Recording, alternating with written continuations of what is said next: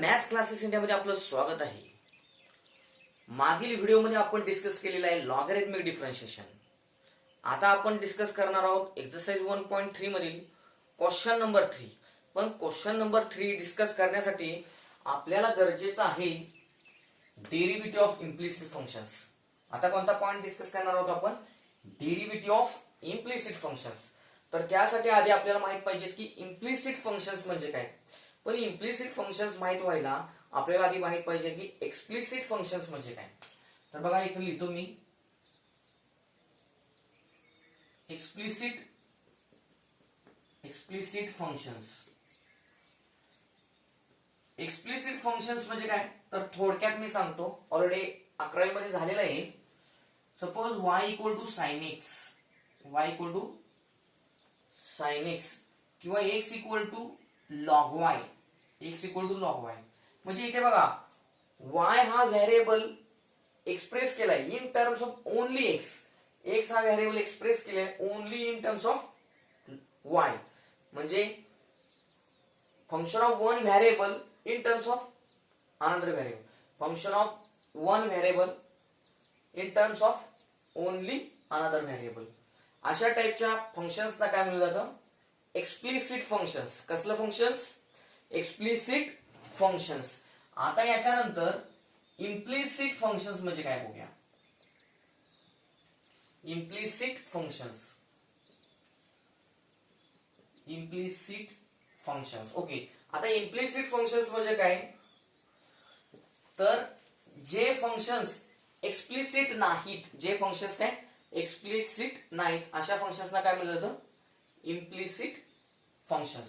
For example root x plus root y equal to root a. आता हे जे function आहे, हे फंक्शन समजा आपल्याला y इक्वल टू लिहायचं असेल तर y equal to function of x लिहिता येत नाही. येते लक्षात तुमच्या? y equal to function of x लिहिता येत नाहीये. किंवा x square plus y square equal to r square.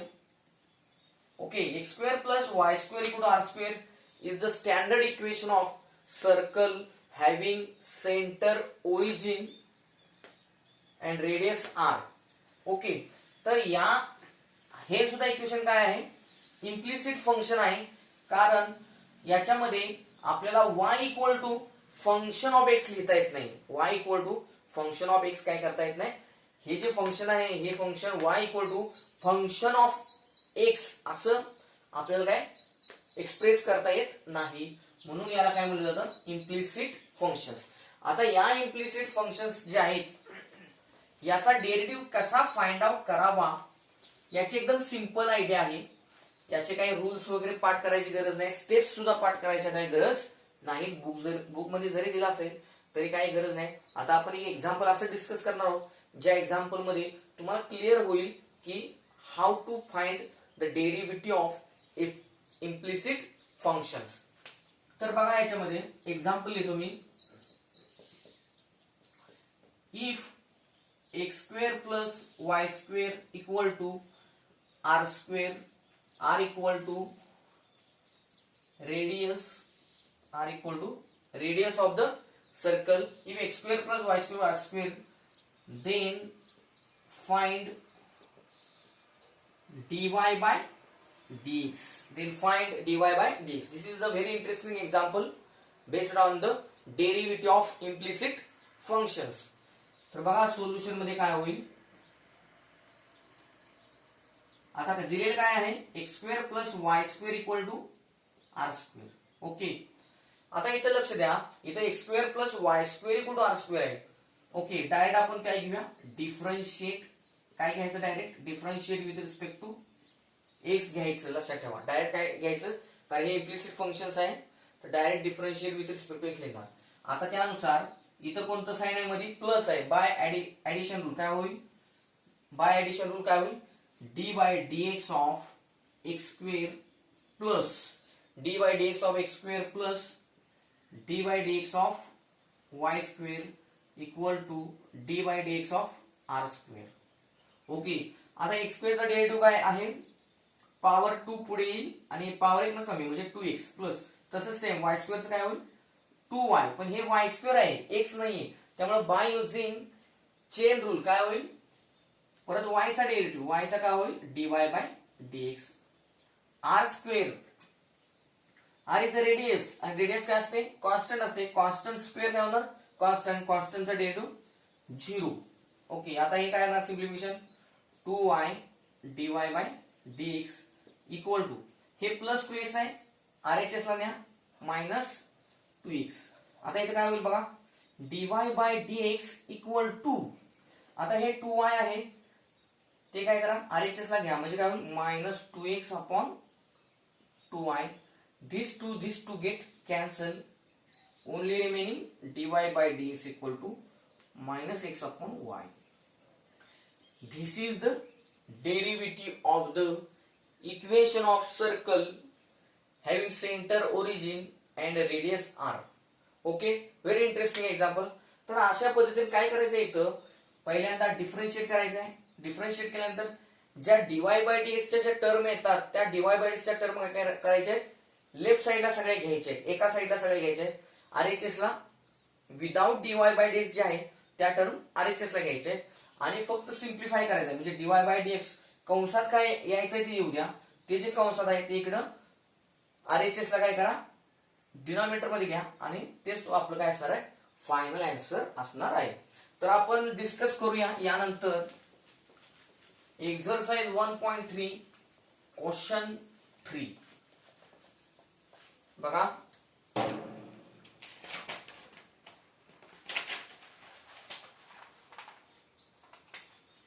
Exercise 1.3 question 3. बघा याच्यामध्ये काय म्हणलेलं आहे, find dy by dx if, काय म्हणलेलं आहे, find dy by dx if. एकूण 10 प्रॉब्लेम आहेत, त्यापैकी 5 प्रॉब्लेम यातले काय करणार आहे मी सॉल्व्ह करून देणार आहे, म्हणजे 5 प्रॉब्लेम्सचे मी काय करून देणार आहे, फंक्शन्सचे जे इम्प्लिसिट फंक्शन्स दिलेले आहेत त्यांचे काय करून देणार आहे मी डेरिव्हेटिव्ह फाइंड आउट करून देणार आहे. ओके, तर त्यातील पहिला बघूया, पहिला आहे root x plus root y equal to square root a. Okay, तर बघा आता तर काय होईल सोल्युशन मध्ये, याला बघा सोल्युशन स्टार्ट करूया.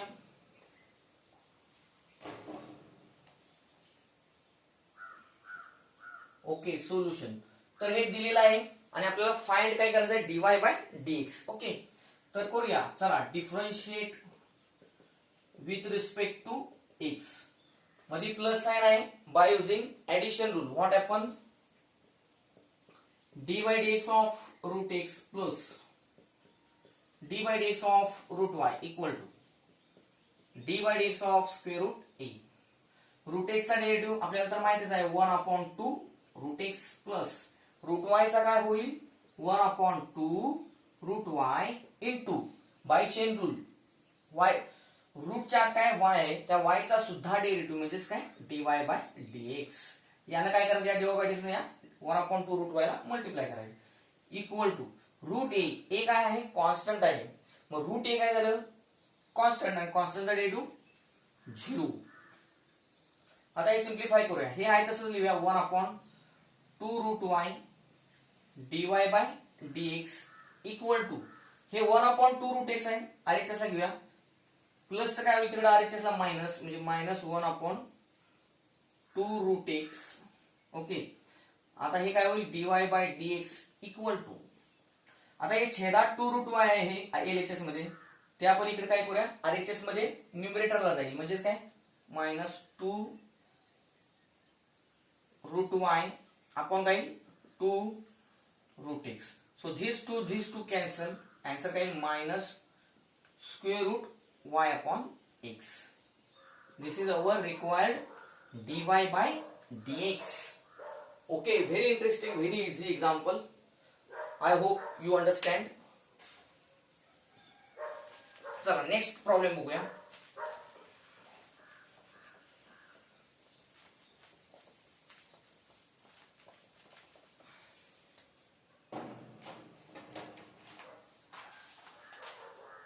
बघा सेकंड प्रॉब्लेम आहे,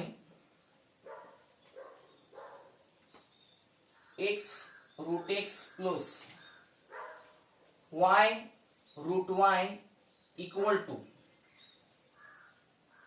a रूट a. ओके, तर याच्यामध्ये बघा सोल्युशन काय होईल. सोल्युशन बघा x रूट x आहे plus y root y equal to a root a.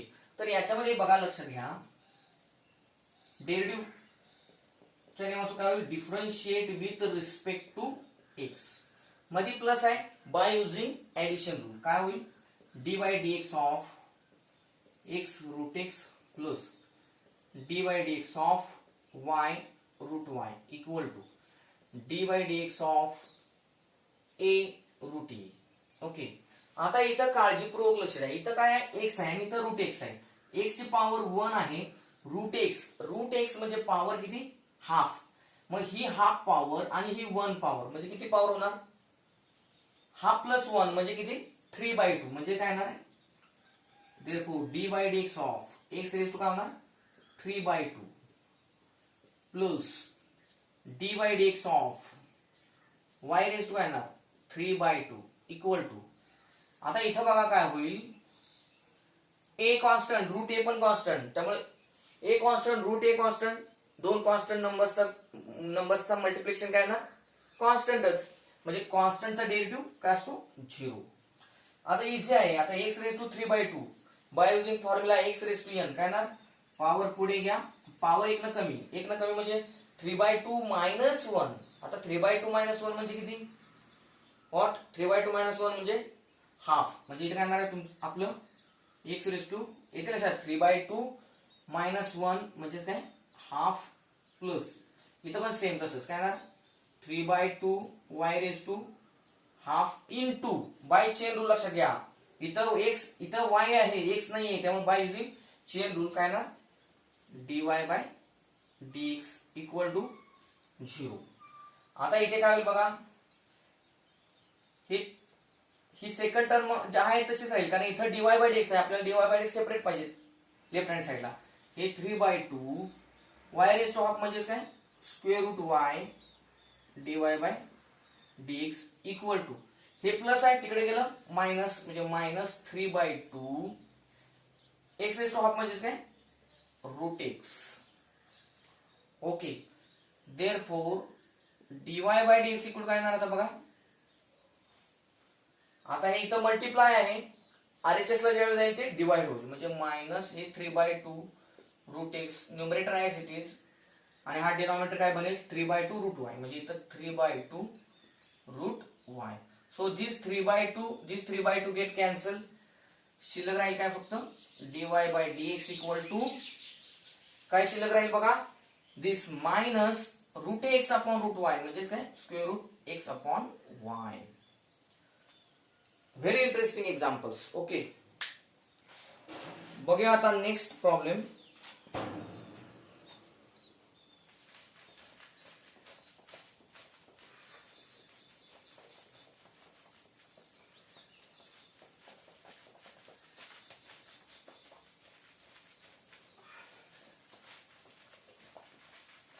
बघा आता 6th प्रॉब्लेम.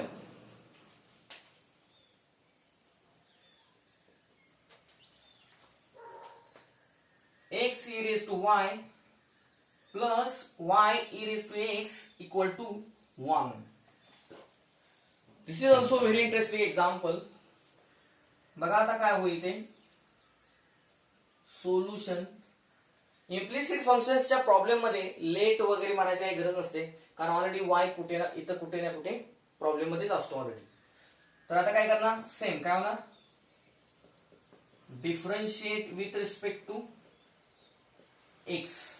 ओके, मध्ये कोणतं चिन्ह आहे plus by using addition rule dy dx of x e raised to y plus dy dx of y e raised to x equal to dy dx of 1.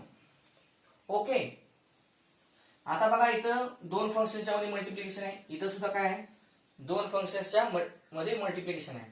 So by using multiplication rule and chain rule काय होईल बघा इथं बघा x as it is e raise to y चा derivative e raise to y into काय येणार आहे dy by dx, कारण ई रेस टू वाय हे function e raise to y y चं फंक्शन आहे, मग ई रेस टू वाय याचं डेरिव्हेटिव्ह आणि परत बाय युजिंग चेन रूल ह्याची जी पॉवर आहे पॉवर काय आहे वाय आहे, त्या वाय चा काय d by dx plus e raise to y आहे तसंच एक्स चा डेरिव्हेटिव्ह डीएक्स बाय डीएक्स किती 1 प्लस सेम इथं तसंच काय येणार y as it is, second टर्मला सुद्धा तसंच काय येणार y as it is e raise to x चा derivative e raise to x plus e raise to x काय आहे तसाच बघा y as it is e raise to x चा derivative e raise to x plus e raise to x as it is y चा derivative काय असतो dy by dx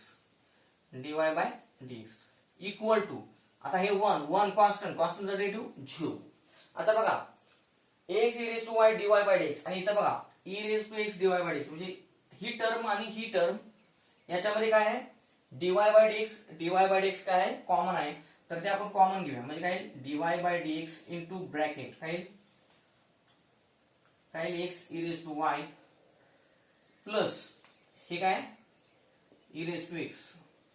okay, आणि राहिला काय पार्ट हा पार्ट बघा e raise to y into 1 म्हणजे e raise to y plus y e raise to x ते आरएचएस ला घेऊया, म्हणजे काय होईल सगळं ते ही टर्म काय होईल ही टोटल टर्म काय होईल आरएचएस ला नेली तर काय होईल प्लस ची मायनस, म्हणजे काय होईल minus into bracket e raise to y plus y e raise to x. Okay, and therefore dy by dx equal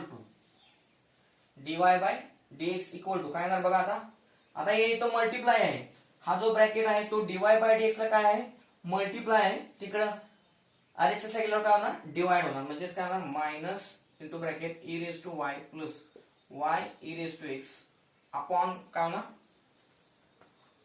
denominator मध्ये x e raise to y plus e raise to x. This is required derivative of given function. Okay, तर बघा 6th problem झालेला आहे. Okay, आता किती झाली बघा problems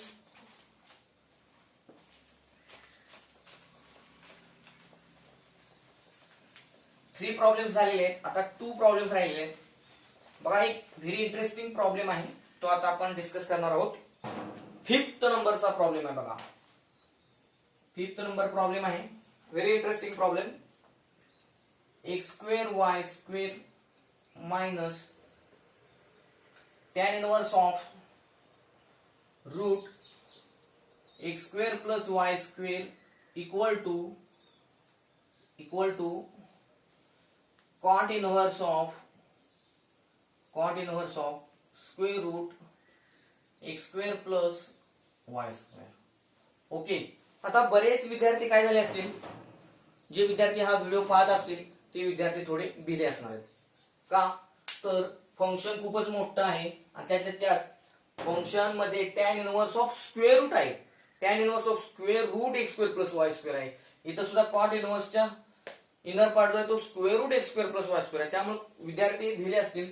पण सीईटी अप्रोच जर ठेवला तर याचं सोल्युशन तुम्ही तोंडी सुद्धा सांगू शकता. काय करू शकता तोंडी सुद्धा हाफ मिनिटाच्या आत तुम्ही सोल्युशन ओरली सांगू शकता, एवढा इझी हा प्रॉब्लेम आहे. ओके, तरी पण आपण सोल्युशन स्टार्ट करूया.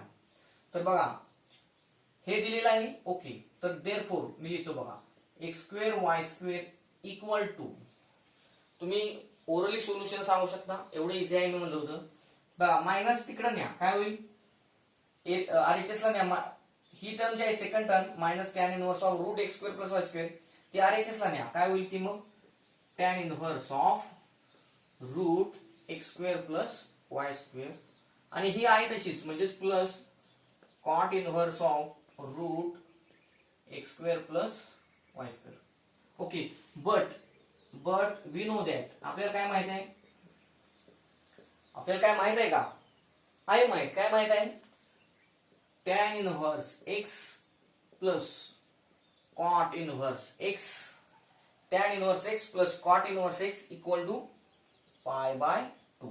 म्हणजे या tan इनव्हर्स आणि cot इनव्हर्सचा जर इनर पार्ट म्हणजे हा x आणि x इक्वल असतील म्हणजे सेम असतील तर आपण काय लिहू शकतो फायनल त्याचं सिम्प्लिफिकेशन π/2 कॉन्स्टंट π/2 कॉन्स्टंट आणि therefore x square y square equal काय येणार आहे π/2 आणि दिस π/2 इज नथिंग बट कॉन्स्टंट.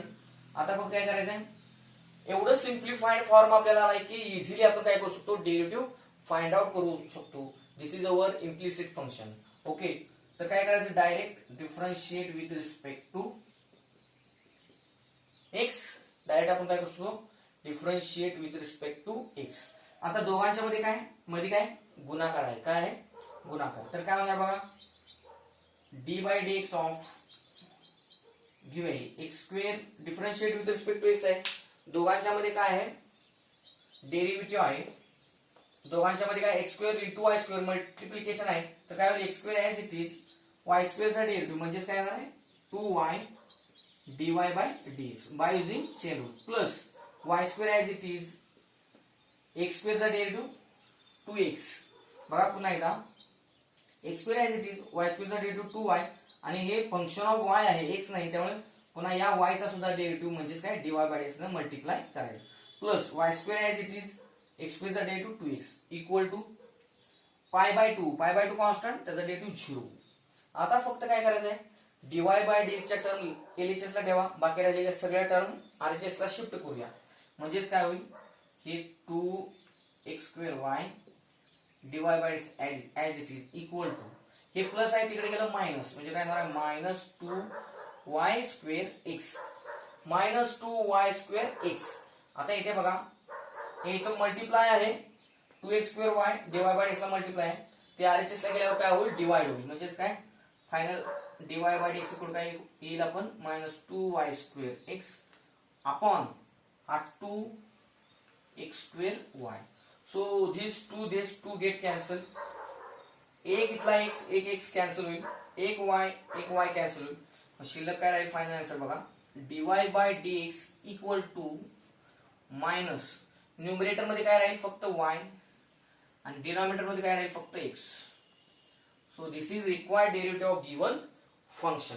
म्हणजे एवढं इझी आहे. तुम्ही जर डायरेक्ट इथं डेरिव्हेटिव्ह घ्यायला गेला तर तुम्ही काय व्हाल खूप वेळ लागेल. डेरिव्हेटिव्ह हेच येतील पण लेंदी प्रोसेस होईल आणि खूपच वेळ जाईल आणि तुमचा टाइम वेस्ट होईल.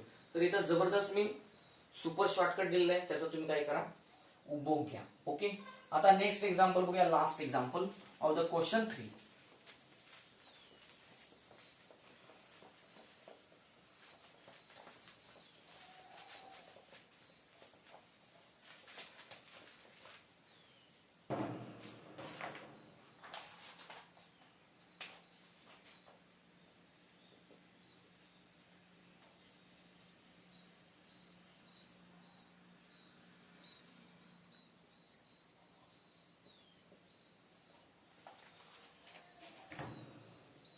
आता याचं काय करायचं आपल्याला सोल्युशन फाइंड आउट करायचं आहे. 9th नंबरचा एक्झाम्पल आहे.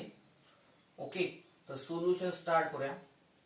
तर बघा कोणतंही फंक्शन असू द्या फंक्शन आधी आपल्याला ऑब्झर्व करायचं लक्षात घ्या कारण ऑब्झर्व केल्यानंतर ते फंक्शन कोणत्या टाईपचं आहे आणि त्या टाईप नुसार आपल्याला त्याचे डेरिव्हेटिव्ह फाइंड आउट करता येतील.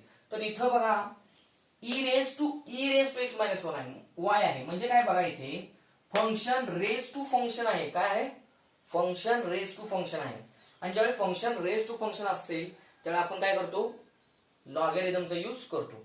So by using logarithm taking log on both sides. Okay तर त्यानुसार काय होईल बघा log of e⁻x-y equal to log of x upon y. Okay आता इथे काय होईल लॉग आणि e एकमेकांचे दुश्मन कॅन्सल होईल शिल्लक राहील फक्त e⁻x-y इक्वल टू आता लॉग ऑफ इथं काय आहे x अपॉन y म्हणजे लॉग m अपॉन n नुसार काय होईल log m minus log n म्हणजे काय log x minus log y. आता हे एवढं सिम्प्लिफिकेशन आपल्याला पॉसिबल आहे.